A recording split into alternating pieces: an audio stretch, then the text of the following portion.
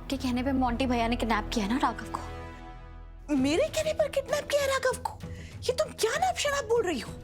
इस घर में, इस परिवार में, इस शहर में, इस दुनिया में कुछ भी गलत होता है ना तो उसकी अकेली जिम्मेदार मैं नहीं होती हूँ, समझे तुम? शराफत का नाटक मेरे सामने मत कीजिए बुआ जी। मैं अच्छी तरह जानती हूँ, पहले आपने मुझे और राघव को देश के बाहर भेजने की कोशिश की और जब आप उसमें नाकामयाब हो गए तो आपने मोंटी भैया को राघव के पीछे लगा दिया। प्रतीक भैया की लाइफ में इतना बड़ा तूफान आया है, लेकिन अभी भी आप राघव की जायदाद हासिल करने के मकसद में लगी हुई है। बुराई की कौन सी काली मिट्टी से बनी है आप बुआ जी, जो हर वक्त आप बुराई का रंग दिखाती रहती है हर जगह। रीत, मुझे बुरा भला कहकर अगर तुम्हारे दिल को चैन मिलता है ना तो बोलती रहो। मैंने आज तक जो जो गलत किया है मैंने तुम्हें सब बता दिया है। मेरे पास अब छुपाने के लिए कुछ नहीं है, इसलिए मैं तुम्हें आखिरी बार कह रही हूँ कि राघव के किडनैपिंग में मेरा कोई हाथ नहीं है। आप ही का हाथ है। मैं जानती हूँ ये सारा किया धारा आपका है। आपने ही मोंटी भैया के दिमाग में राघव के खिलाफ जहर भरा होगा, क्योंकि जब तक आप उन्हें समझाने के लिए अंदर नहीं लेके गई थी तब तक वो प्रतीक भैया पे गुस्सा थे, और जब वो बाहर आए तो उनकी आंखों में मैंने अपने लिए और राघव के लिए नफरत देखी।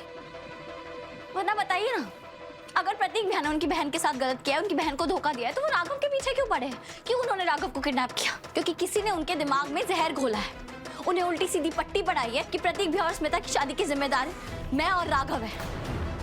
यही किया है ना आपने?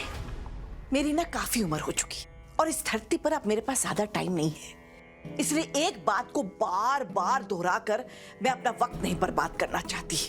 तो ना अब मैं तुम्हें कोई जवाब दूंगी और ना ही कोई सफाई। जाओ यहाँ से, मेरा सर बहुत भारी हो रहा है।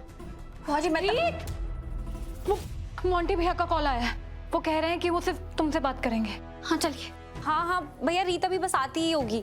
एक मिनट, हाँ एक मिनट, मैं फोन स्पीकर पे कर रही हूँ। हेलो मोंटी भैया, राघव है आपके साथ? तुम सब सही सोच रहे हो, तुम्हारा पति मेरे पास है। आपने ऐसा क्यों किया? तुम्हारे पति को अपने पास रखने का मुझे कोई शौक नहीं है। मेरी एक शर्त मान लो, मैं तुम्हारे पति को छोड़ दूंगा। शर्त? कैसी शर्त? मैं चाहता हूँ कि तुम अपनी बहन को प्रतीक की जिंदगी से निकाल दो।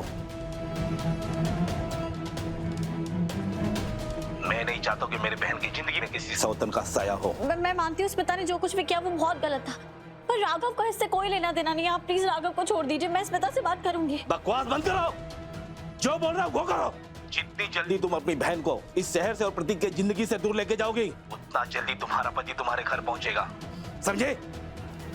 पर हेलो,